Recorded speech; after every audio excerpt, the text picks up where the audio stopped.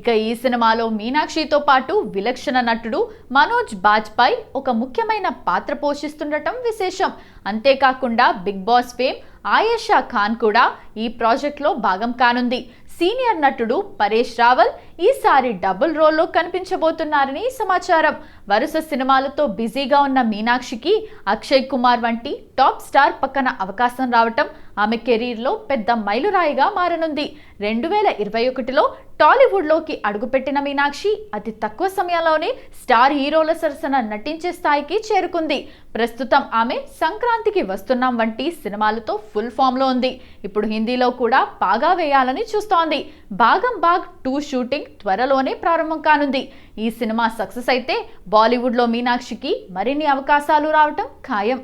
కేరళ కుట్టి అనుపమ పరమేశ్వరన్, ధ్రువ్ విక్రమ్ మరోసారి డేటింగ్ వార్తలతో ట్రెండ్ అవుతున్నారు.